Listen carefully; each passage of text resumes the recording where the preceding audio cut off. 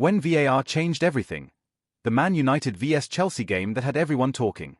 Welcome back to United Daily Updates, the most trusted source for Manchester United news and analysis.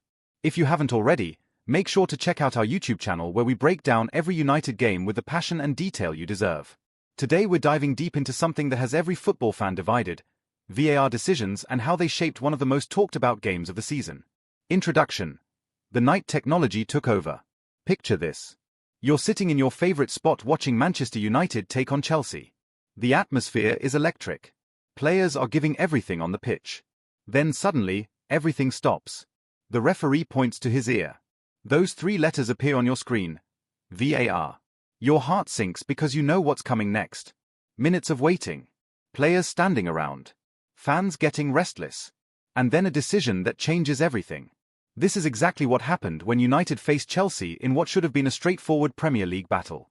Instead, it became a perfect example of how VAR has completely changed football as we know it. Some say for the better. Others think it's ruining the beautiful game. So what really happened that night? Why are fans still talking about it months later? And more importantly, what does this mean for the future of football? Let's break it all down. What actually happened that night? The game started like any other big Premier League match. Both teams were up for it. The crowd was loud. Players were sharp. Everything felt normal until the first controversial moment arrived. It was the 38th minute when everything changed. Mason Mount was running into the United penalty area when he went down after what looked like contact with Casemiro. The referee looked at it and waved play on. Simple decision. Right? Wrong. That familiar gesture came. The referee pointed to his ear. VAR was getting involved. What followed was 3 minutes of pure torture for everyone watching. Players didn't know what to do. Fans were getting more and more frustrated. The tension in Old Trafford was so thick you could cut it with a knife. Finally, the decision came. No penalty. The referee had seen the replays and decided his original call was correct. But the damage was already done. The flow of the game was completely broken. Did the contact happen? Yes. Was it enough for a penalty? That depends on who you ask. Chelsea fans thought it was obvious. United fans disagreed completely. The referee and VAR thought there wasn't enough in it. But here's the thing that nobody talks about. Those 3 minutes of waiting didn't just affect the players on the pitch. They affected everyone watching. The excitement was gone. The natural rhythm of football had been interrupted by technology. The moment that split opinion. If you thought the penalty incident was controversial, what happened in the 72nd minute was even worse. Marcus Rashford had just scored what looked like a brilliant goal. Old Trafford exploded. Players were celebrating. Fans were going crazy. Then reality hit. The assistant referee hadn't raised his flag. The goal was being celebrated. But everyone who knows modern football knew what was coming next. The VAR check. This wasn't going to be a quick look either. This was one of those decisions where they bring out the lines. You know the ones. Those blue and red lines that measure offside down to the millimeter. 4 minutes. 4 whole minutes of uncertainty. Rashford was standing there not knowing if he'd scored or not. The fans were holding their breath. Even the Chelsea players looked confused. When those lines appeared on the big screen, you could feel the mood change. Everyone could see how close it was. We're talking about the width of a shoelace here. Maybe less. The decision came. Offside. Goal disallowed. Rashford was offside by literally millimeters. The kind of distance that would have been impossible to spot with the naked eye. The kind of decision that makes you question what football is really about. Was the decision technically correct? Probably yes. Was it in the spirit of the game? That's where opinions differ completely. Why this game changed everything. You might be wondering why this particular game matters so much. After all, VAR controversies happen every weekend in the Premier League. What made this one special? The answer is simple. This game perfectly showed both sides of the VAR debate in one match. It gave us everything we love and hate about the system. On one hand, VAR got the decisions technically right. The penalty probably wasn't a penalty when you see it in slow motion from multiple angles. The offside was offside, even if only by millimeters. The technology did its job. On the other hand, the game was completely ruined as a spectacle. 7 minutes of delays for 2 decisions. The flow was broken. Players couldn't get into any rhythm. Fans were frustrated beyond belief. This is the reality of modern football. We can get more decisions right. But at what cost? Think about it this way. Before VAR, that penalty incident would have been forgotten in minutes. The referee would have made his decision and the game would have carried on. The offside goal might have stood and become part of football folklore. Now everything is analyzed to death. Every contact is studied under microscope. Every offside is measured with mathematical precision. Is this better? That depends on what you value more, getting decisions right or keeping the natural flow of the game. The social media explosion. Within minutes of the final whistle, social media exploded. And we mean exploded. Twitter was full of fans from both sides arguing about the decisions. United fans were frustrated about the time wasted on obvious decisions. Chelsea fans were angry about other incidents that weren't reviewed. The really interesting thing was how divided the experts were. Gary Neville, who you'd expect to side with United, actually defended one VAR decision while criticizing another. Jamie Carragher did the opposite. Even the official match analysts couldn't agree. Some said VAR worked perfectly. Others called it a disaster for football entertainment. The debate went on for days. Fans were creating their own video analysis. People were drawing their own lines on replays. Everyone became a VAR expert overnight. But here's what really stood out. Almost nobody was talking about the actual football. A game between two of England's biggest clubs became secondary to technology debates. The players who worked so hard were forgotten. The tactical battle between two smart managers was ignored. All anyone wanted to discuss was VAR. Is this what football has become? A sport where technology gets more attention than the actual game? What the numbers tell us. Let's look at some facts that might surprise you. This season alone, VAR has been involved in over 300 incidents across the Premier League. That's an average of more than 7 per game week. In games involving Manchester United and Chelsea specifically, VAR has overturned 47 decisions. The average VAR check takes 90 seconds. But the controversial ones, like we saw in this game, can take up to 5 minutes. In this particular match, VAR delays added nearly 8 minutes to the total game time. Here's an interesting stat. Before VAR, the average Premier League game had about 2 minutes of delays for various reasons. Now it's nearly 6 minutes. That's 4 extra minutes every single game. But are we getting better decisions? The data is mixed. VAR has definitely reduced some types of errors. Clear offside goals are almost never allowed now. Obvious penalties that referees miss are more likely to be given. However, new types of controversies have emerged. Marginal offsides that nobody would have complained about before are now major talking points. Soft penalties are being given after lengthy reviews. The question isn't whether VAR makes fewer mistakes. It's whether the mistakes it does make are worse for the game. The player's perspective. What often gets forgotten in all the VAR debate is how it affects the players themselves. Imagine you're Marcus Rashford in that 72nd minute.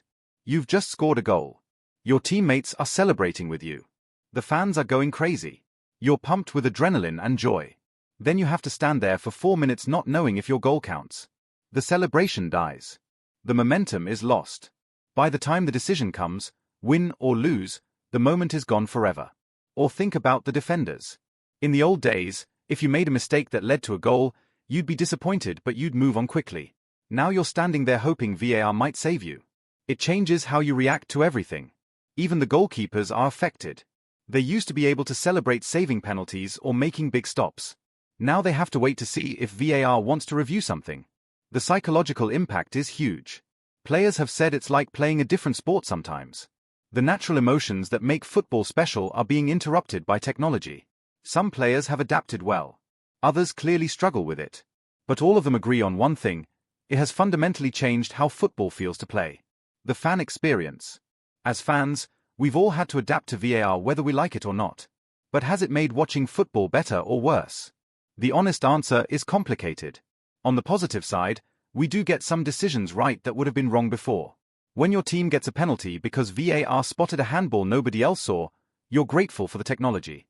When a clear offside goal against your team gets ruled out, you appreciate the accuracy. But then there are moments like this United vs Chelsea game. Moments where you're pulled out of the emotional rollercoaster that makes football special. Think about how you watch games now compared to 5 years ago. Do you celebrate goals the same way? Or do you hold back waiting for the VAR check? Many fans admit they've changed how they react to big moments. The instant joy of a goal or the immediate anger at a bad decision is often replaced by uncertainty and waiting. Is this progress? Or have we lost something important about what makes football the world's most popular sport? The referee's challenge. Let's spare a thought for the referees in all this. They're the ones who have to make these decisions under intense pressure. Before VAR, a referee would make a decision and stick with it. Right or wrong, the game would continue. Now they have to consider whether VAR might intervene. They have to decide whether to go look at a monitor. They have to explain decisions to players who are asking why VAR didn't get involved. The job has become incredibly complex. Referees need to understand not just the laws of the game, but also the technology protocols. They need to manage players who are constantly asking for VAR reviews. In this United vs Chelsea game, the referee made several decisions. Some were reviewed by VAR, others weren't. He had to explain to confused players why some incidents were checked and others weren't. The pressure on referees has increased massively. Every decision is scrutinized not just by fans and media, but by technology that can spot things the human eye might miss. Are we asking too much of our referees? Have we created a system that's too complicated to manage effectively? Different countries, different approaches. It's worth noting that not every country uses VAR the same way. The Premier League has its own protocols that are different from other leagues. In some countries, VAR is used more liberally. Every possible incident is reviewed. In others, it's only used for clear and obvious errors. The Premier League tries to find a middle ground, but as we saw in this game, it doesn't always work perfectly. Some leagues allow referees to explain their decisions over the stadium microphone. Others, like the Premier League, prefer to keep explanations to a minimum. These differences show that VAR isn't a perfect system with one right way to use it. It's a tool that different people use differently. But this creates confusion for fans who watch multiple leagues. What's reviewable in one competition might not be in another. The same incident might be handled completely differently depending on where it happens. The money factor. Here's something that doesn't get discussed enough: the financial impact of VAR decisions. Every goal, every penalty, every red card can be worth millions of pounds in today's football. Prize money, sponsorship deals, player bonuses, transfer values, everything is affected by results. In this United vs Chelsea game, that disallowed Rashford goal could have been worth millions. Not just in terms of the final league position, but in confidence, momentum, and future results. When VAR makes these marginal decisions, it's not just affecting the game in front of us. It's affecting livelihoods, club finances, and entire seasons. Does this extra pressure make VAR decisions more important? Should technology be making choices that have such huge financial consequences? These are questions that go far beyond just getting decisions right or wrong. Looking at solutions. So what can be done? Is VAR here to stay, or can it be improved? Most people agree that completely scrapping VAR isn't realistic.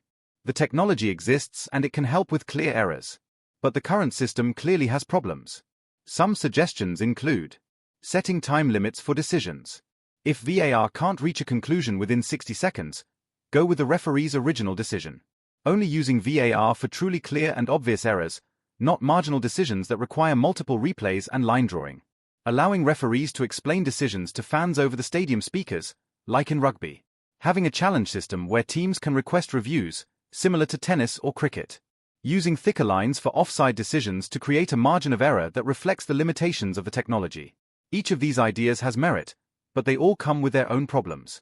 The challenge is finding a system that improves decision-making without destroying the natural flow of football. What this means for Manchester United. As United fans, we need to think about how VAR affects our team specifically. United tends to get a lot of marginal decisions both for and against them, simply because they're involved in so many high-profile games. Every decision gets analysed more than it would for smaller clubs. Players like Rashford, who rely on pace and quick movement, are particularly affected by the marginal offside calls. The kind of goal that might have stood in the past could now be ruled out by millimetres. On the defensive side, United centre-backs need to be more careful about every contact in the penalty area. What might have been ignored before could now be reviewed and turned into a penalty. The psychological impact on United players is also worth considering. How does it feel to have your celebrations cut short? How do you maintain momentum when the game keeps stopping for reviews? These are all factors that Erik ten Hag and his coaching staff need to work with. VAR isn't going anywhere, so United need to adapt to thrive in this environment. The global perspective. This VAR debate isn't just happening in England. Football fans around the world are having the same conversations. In Spain, La Liga has had similar controversies. In Germany, the Bundesliga deals with the same issues.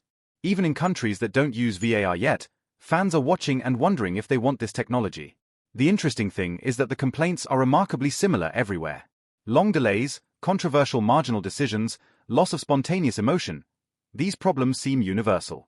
This suggests that the issues we saw in the United vs Chelsea game aren't specific to the Premier League or English football culture. They're inherent to the technology itself. Understanding this global context helps us realize that the solutions need to work for football as a worldwide sport, not just for individual leagues or countries. The future of football. So where does this leave us? What will football look like in 10 years? It's clear that technology will continue to play a bigger role. We might see even more sophisticated systems that can make decisions faster. We might see AI referees that can spot incidents human eyes miss. But we might also see a backlash. Fans might demand a return to more human-centered officiating. Players might push for changes that preserve the emotional flow of the game. The United vs Chelsea game we've been discussing will probably be remembered as a perfect example of VAR's early growing pains. Future fans might look back and laugh at how long decisions took or how controversial marginal calls were. Or they might look back and wish football had stayed simpler. Either way, this game showed us that we're living through a period of massive change in football. The sport our grandparents watched is different from the sport we watch today. And the sport our children watch will probably be different again. The question is whether these changes make football better or just different. Why this matters to every fan. Whether you support Manchester United, Chelsea, or any other team, the VAR debate affects you. Every weekend, decisions are made that could influence your team's results. Every season, marginal calls add up to create final league tables that might look very different without technology intervention. But more than that, VAR is changing what it means to be a football fan. The way we watch games, the way we celebrate goals, the way we react to controversial moments, it's all different now. Some fans love the added accuracy. Others miss the simplicity of the past. Most of us are somewhere in between, seeing both the benefits and the problems. What's clear is that we can't go back. VAR is part of football now. The question is how we shape it to serve the game better. This United vs Chelsea game gave us a perfect case study in both VAR's potential and its problems. By understanding what happened and why it mattered, we can have better conversations about how to improve the system. Because at the end of the day, we all want the same thing: fair results in entertaining games that celebrate everything we love about football. Conclusion: what we learned. That night at Old Trafford taught us a lot about modern football and where it's heading. We learned that VAR can make technically correct decisions that still feel wrong to many people. We learned that accuracy isn't the only thing that matters in football. Entertainment and emotion matter too. We learned that players, fans, and referees are all still adapting to this technology. We learned that social media gives everyone a voice in debates that used to be settled by whatever the referee decided. Most importantly, we learned that football is changing whether we like it or not. The game we fell in love with is evolving, and we need to decide how we feel about that evolution. The VAR system isn't perfect, but it's not going anywhere. Instead of just complaining about it or blindly accepting it, we need to keep pushing for improvements that serve football and its fans better. This United vs Chelsea game will be forgotten by most people in a few years. But the lessons it taught us about VAR, technology, and the future of football will stay relevant for much longer. What do you think about VAR after reading all this? Has it made football better or worse? What changes would you make to improve the system? These are the conversations we need to keep having as football continues to evolve. Because ultimately, the future of the game depends on all of us: players, fans, officials, and everyone who loves football. Thanks for reading United Daily Updates. Don't forget to subscribe to our YouTube channel for more in-depth analysis of everything Manchester United. We're here to give you the honest, detailed coverage you deserve, covering every angle of the stories that matter most to United fans around the world. Until next time, keep supporting the Reds and keep questioning everything that affects our beautiful game.